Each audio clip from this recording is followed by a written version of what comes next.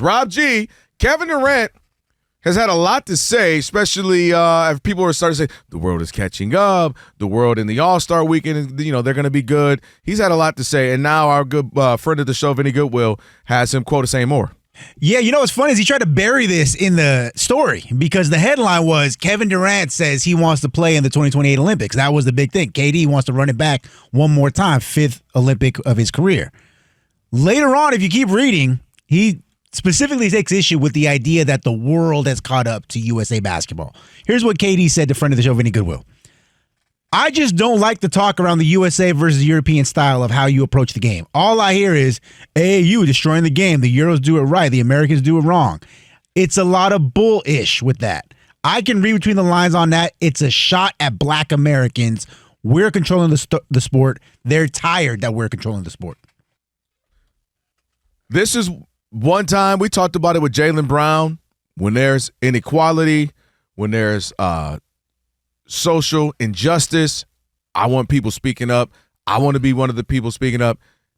Nah, it's just the world's kind of good right now, KD. And I think, to me, he's reading too far into this because when people say the world, they're talking about black people too. The last time I checked, Joel Embiid, who was an MVP or at least a candidate, MVP and candidate for a handful of years, he is from, I forgot, was it Cameroon? Cameroon. French Cameroon, country in Africa. Victor Wembanyama is French. He black.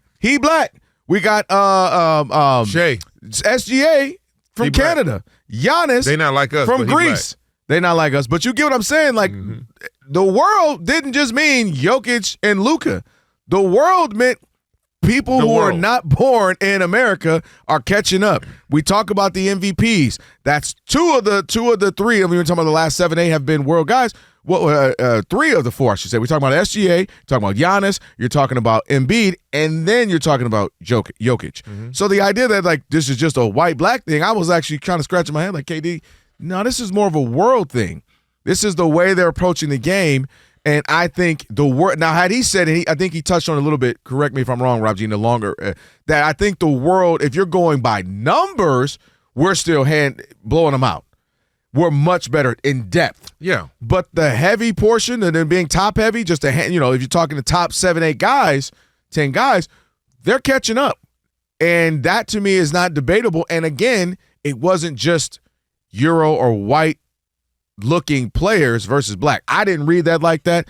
I've read it as the world is catching up. You can correct me if I'm wrong. Even when you look at the Olympic Games, we barely beat France. We've lost to some other teams before where you got to put your all out there to beat these teams. So I took it as that, not just simply a racial thing. In this instance, the majority of France's team is black. Black. Right. So this to me, South Sudan, they real black. They uncut black. And they was giving it to us. They were. They absolutely were, and they were even like, "Oh, we about to beat America."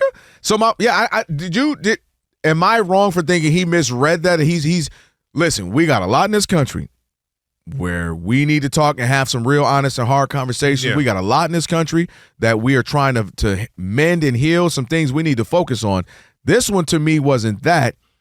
This one was more of an indictment of just saying, like when you're going back to the All-Star stuff, saying we as American-born players, we want y'all to play hard. It wasn't, all players, but the vast majority are going to be American-born. It's like that wasn't a racial component as much as just a country, like let's ball out for the entertainment value of our fans.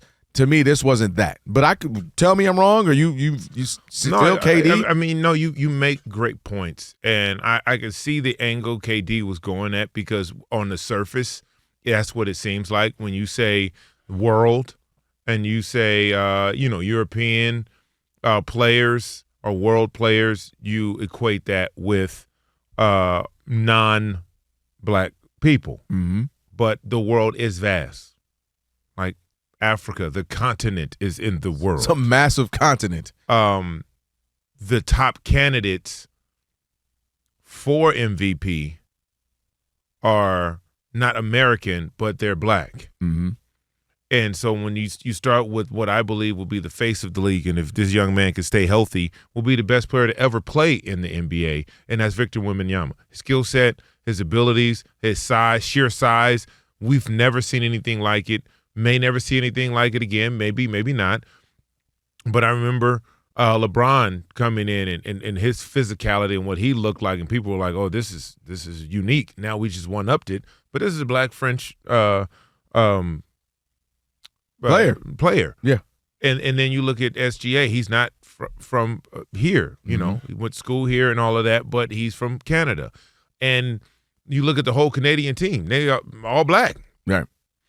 And so, on the larger scale, just that statement. But when you get into it and when you break it down, like we're breaking it down now, you understand the world isn't just number one black and white, and it's definitely not just white. When we talk about world players and the difference between how we train our system of youth basketball opposed to them. They have academies and they play professional earlier than we do, right? We have an AAU system, and a lot of countries have that as well because it's funny because we're doing a vertical series at Hidden Empire Sports Collective. I'm producing a vertical series talking about AAU basketball, and our focal point is all of our kids are on this Paul George Elite basketball team, and you have Matt Barnes' kids, you have Zach Randolph's son, Yep. my brother Dion's son is one of the top 12-year-olds in the country, my son. And so we're talking and exploring youth basketball from a father-son angle, right? It's no longer you got to go to the NBA to get yourself out the hood, right? There's a vast playground out there in terms of what success looks like for kids who play basketball at the AAU level and what they want. Now, yes, it may be you want the NBA. It's only 60 draft picks. Right. 60 go in, 60 got to come out, right? Now, there's some free agents and some other things that happen. But when you look at youth basketball and you look at the fathers that are involved, they're no longer first-generation millionaires or first-generation basketball players. Now we're on the second generation. You look like Cameron Boozer, who could be the first pick in the draft. His father, his brother, his father played in the league. Oh, right? listen, you look at Ron Harper. about to be a both half his the NBA sons is- were in the All-Star festivities, right? So there's a different shift in terms of youth basketball in this country because now the second and third generation of players from dynamic dynamic American athletes is now ushering in. So, I think AAU is getting to be in a better place because guys who've played at a high level are now ushering their sons, and they now have teams. Yeah. So you're saying less desperation? More yes. like teaching the game and Because now you're teaching life lessons through basketball, right? It's about if you can get to high school and these kids are getting NIL deals. These kids are going to college and already have $300,000, $400,000, $500,000, $1 million already saved in an account. You can get to college. You can stay. It's no longer one and done. Mm-hmm. You can make more money That's in true for a lot of them. college That's true. than you ever make in your first 3 years in the NBA. And not everybody will get to another deal. And so if you played 4 years in college and you made upwards of $5-6 million and you never made the NBA, have you failed? No, because technically you were really a professional if we really getting down to The conversation has to change. And I think just making a blanket statement about black, white, world versus U.S., I think you're not using a broad enough lens when you say the world. Yeah, I think maybe he was reading far into that I wasn't. Maybe I missed something, and like I said, maybe you feel him. And maybe he sees something we don't because he's actually in the NBA, and we know he's also on his phone. He's on his phone now. So we know he's getting tweets and he's getting grams and he's getting DMs that he's responding to, or allegedly not, depending on what account he's on. All right, Rob, so they're watching us right now, which means another thing they can do is what? They can subscribe. All you got to do is hit that button, subscribe to The Odd Couple for some of the best sports talk content in the nation. Facts, and while you're at it, they can like, they can comment, they can share, do all that for us. We appreciate it. Just do all that right up in here.